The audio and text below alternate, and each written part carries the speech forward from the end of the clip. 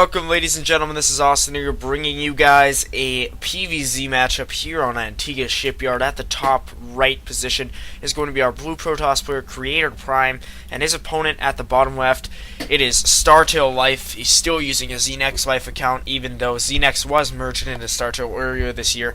So if you guys are new viewers, or if you're just wondering as you're a subscriber, my voice is off. I've been quite sick for the past couple of days, but I didn't want to let that make me stray away from one of my favorite hobbies, which is commentating. I hope it is not too distracting and it's not too bad, but I shall hopefully be back to normal health by tomorrow or maybe the day after, but you should be hearing my recovery as it comes along. But hey, I figured it's been a while since I brought you guys a PvZ or any matches excluding Terrans for a while, so I figured why not dig up this game from the Iron Squid group stages. This is between Life and Creator. Same tournament as the last match was. I don't know the specifics of this. I don't know if which match this is in the GSO group format. If you guys have paid attention in the last game, there's the two initial, it's groups of four, there's two initial matches, then the winners match, losers match, final match. I'm not sure.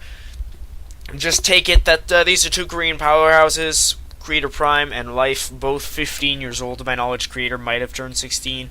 I know that Life was the youngest ever GSL winner after his victory in GSL Season 4 over MVP. He is getting his pool first before Hatch. That's a little bit more of a, I would say, safe opening, but one might say aggressive in order to punish Protoss players that decide to go Nexus first, which could very well be a possibility here for Creator because he is saving up enough minerals to get one. I generally do think that Life will attempt to punish him with some early lane pressure. It looks like Creator's actually going to go for the Forge first, probably because he scouted the pool. We'll have to see. He knows it's on its way, has not seen the hatch yet. He's going to delay it a little bit. Life finally just going to throw it down. Some Zerg players, if the Protoss is really annoying with their patrol micro, will just go over to the third, but Antigua Shipyard isn't really the kind of map you would want to do that on. So it's better off if you just try to manage to place your natural down at your natural location, despite the Protoss players' attempts to throw you off. If you're wondering why I said there, it's because I was realizing that I may have considered this map Daybreak in past games. I don't know why these destructible debris reminded me of that, but anyways, we do now have Life getting a good Overlord scout of his opponent's base. He knows that there's a Forge there and that there is a Photon Cannon shortly going to finish, so I think this Ling aggression is going to be pretty useless. Life might just keep the Lings at the Watchtower. Maybe he will try to poke, but he is also getting a third base. We could be seeing some 12-minute roach pressure.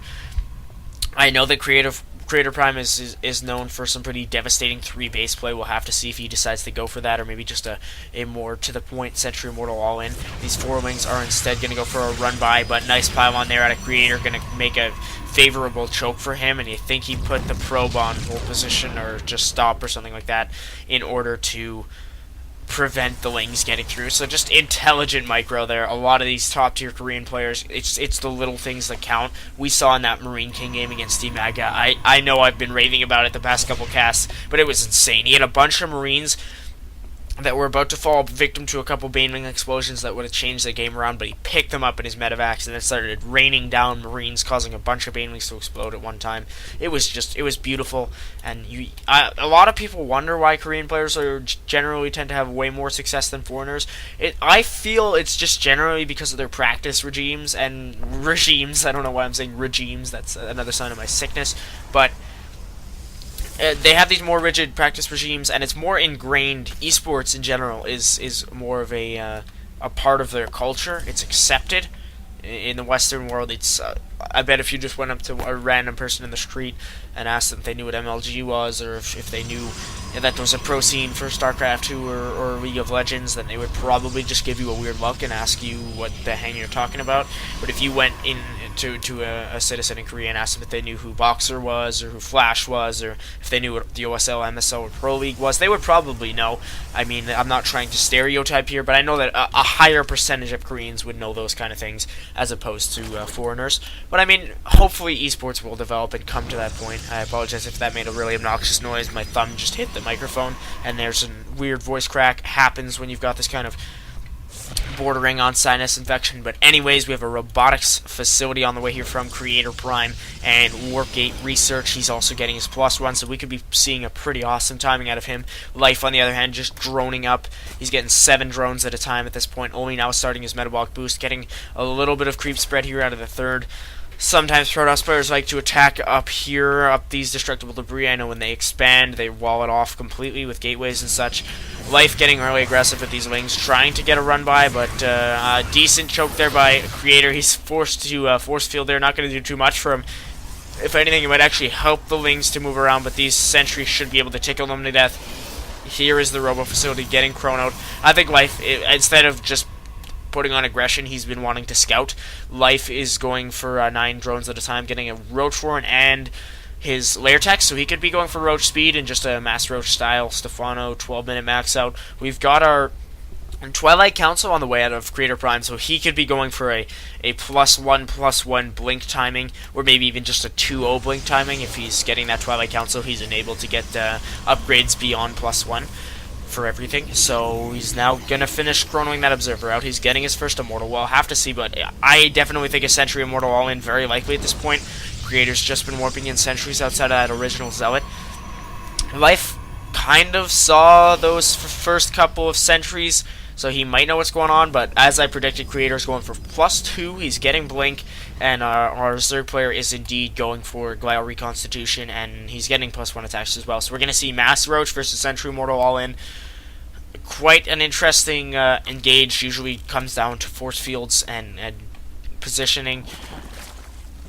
I would say it's a little bit easier for the Zerg player, because if they're able to get a good surround, if they're able to focus down your sentries or your immortals for that matter, they can just win the game outright. Whereas the Protoss has to be extremely careful with their force fields and just never falter in their micro. But I don't think this is going to be quite an impending all-in here, because Creator's getting a 3rd base, but he killed a 2nd Wing Scout there. Very intelligent there from Life, sending it. He had 1 Wing Scout already there, and then he saw this force, which killed it, and then only after that scout did Creator throw down the 3rd base, but Life sent another Ling in, and he knew. So initially, he was any other player might be more inclined to think, okay, impending Sentry Immortal, and let's get my defenses up. Then they would have overproduced military units, whereas Life was able to see this 3rd base, so he knows that Creator is going to fall back on something. This is not a complete all-in. So on that note, Life has grabbed his Infestation Pit. He is going for a Macro Hatch in his main, while Creator is, I would say, not really in the dark. He's got his Observer. He's seen pretty much everything. Has not seen the lair, though, which is quite essential, and also the Infestation Pit, wherever that might be. I think it is right here behind the mineral line. He's not seen that either. So here's a pretty big roach push out, attacking up those destructible debris, which have not been responsibly walled off, as I said some Protoss players like to do. Does Creator have any idea of this? He probably does now know that the rocks are down, the debris are down, but here is going to be this move out. Don't forget the Creator does have Blink, so Sentry Immortal all-in wouldn't have been too advisable. That was not too good commentating there for me, because I did not realize that, oh yeah, Creator's making mostly sentries. He's going for Sentry Immortal in, but I failed to remember that he also had Blink, which explains his heavy stalker count. Very useful post-engage when you're chasing. You can get a good couple blinks off and just destroy your opponent's remaining roaches. Also quite useful if you're trying to initiate an engagement. Creator going to get +3, so this is one of the reasons why I'm so fascinated with this Protoss player. He loves to get very heavy early upgrades, and favors that almost over higher army counts, although his army supply is currently at a rather impressive 73 to his opponent's 90. So I mean, he's getting a War Prism, he's getting a Robo Bay for that Colossus tech, but he's got +3 on the way, which is going to be so useful. These Immortals are going to do 65 damage versus Armored, I'm quite sure, and the Stalkers will do 17 versus Armored. I think they only go up in increments of 1, whereas the Immortal, it's increments of 5, to my knowledge. We'll have to confirm that when the upgrade finishes, if the upgrade finishes, because it's going to take a long time, and Life might be able to kill his Protoss opponent by then. he's in a very good spot right now. He's got a lot of spines here right near his expansion. He's going to even move them to the middle of the map. Quite a lucrative decision, but I mean, the Zerg has just been allowed to take over this whole side of the map, and he's going to be able to secure this expansion as well if he wants to. Both of these expansions, it'll be quite hard for Creator to get over there, but he might be able to abuse some more prison play. Everything's in place for Life to grab Hive Tech and then just grab Broodlord Infestor and pretty much be in a very, very good position to win the game. But that means the Creator has a reasonable timing window in which he wants to take out his opponent. I lied before. He is definitely going to finish this upgrade. I don't think he's going to die in the next 40 seconds, though with this chrono it's only 20 seconds because the structure is operating 50% faster. We will shortly check the damage of these Immortals. Interesting play out of Creator, grabbing some Colossi against this roach-heavy force, but they will be very useful against the Infestors, which are rather low on health, and also the Lings that tend to be a bit of a pain for Protoss players going for Sentry Immortal, Stalker-heavy compositions, because they're all made to deal damage against Armored, and the Sentries are mostly casters.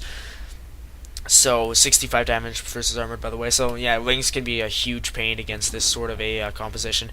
Nice Spinecrawler wall there from Life. It's going to force Creator to alter his positioning. This Colossus does not have the necessary range for killing Spinecrawler, so it's shortly going to die. Micro mistake there out of Creator Prime. A lot of his Immortals getting bungled here.